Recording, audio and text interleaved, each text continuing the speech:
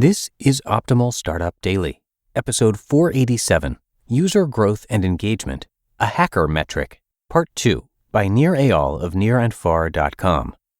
And welcome back. I am Dan. I'm your host and narrator here. I'm with you every single day reading to you from some of the best blogs on entrepreneurship. And if you were with me yesterday for episode 486, you know that today's going to be the second half of a longer post from Nir. So if you haven't already checked it out, please do listen to part 1 from yesterday, that's Saturday's episode. But if you've done that, if you're all caught up, let's get right to part 2 as we continue optimizing your life. User Growth and Engagement, a Hacker Metric, Part 2, by Nir Eyal of NirAndFar.com. User Engagement as Advantage. As opposed to distribution channels, the mechanics driving user engagement do not follow a power law. In fact, it is the nuances of user behavior that make the competition irrelevant, just as it did in the case of Facebook's early rivals.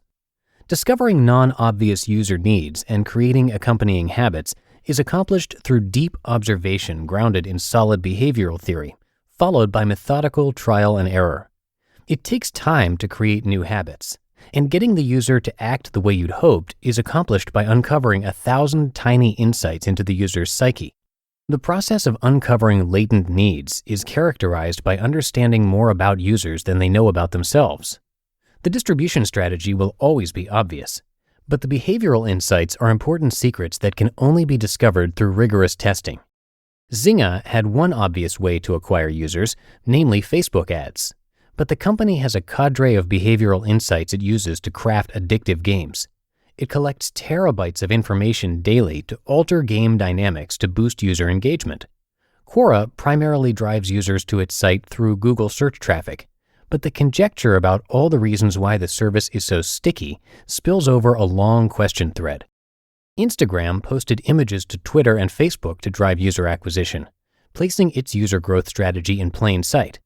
However, the founders, one of whom studied psychology as a symbolic systems major at Stanford, acquired a deep understanding of what makes users tick and click.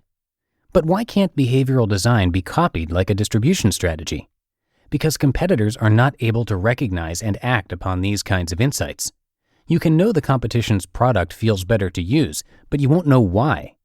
Engaging products gain their advantages by leveraging tiny improvements, which together create huge advantage. From the outside, you can't tell what's working and what isn't.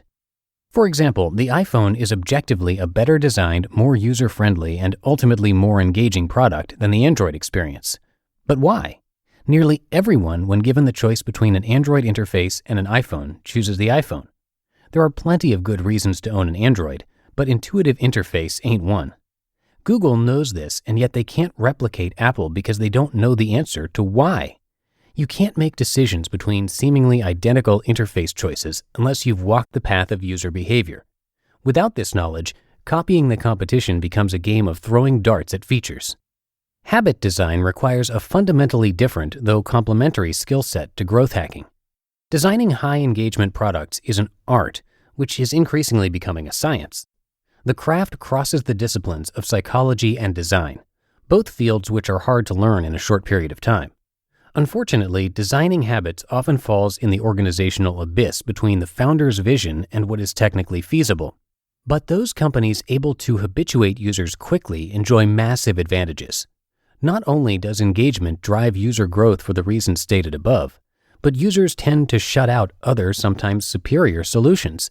In fact, business history is peppered with technically inferior products beating competitors because of the fierce loyalty of habituated users. I'm looking at you, Apple addicts.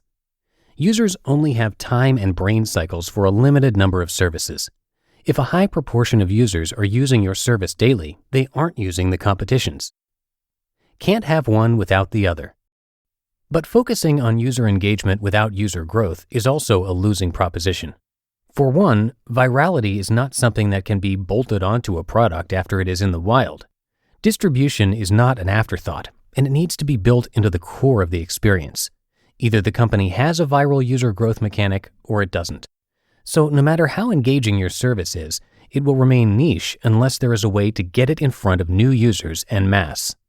Creating a company with both high user engagement and high user growth requires a sound distribution engine fueled by active users. Both user engagement and user growth are essential to a company's viability, and by adhering to the Tao of DAU and MAU, founders have an accurate point of focus to increase their odds of success.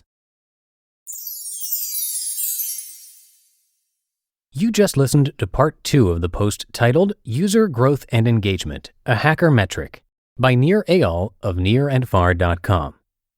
2022 is the year you're going to make the leap and turn your passion into profit, but you need the right team to make it happen.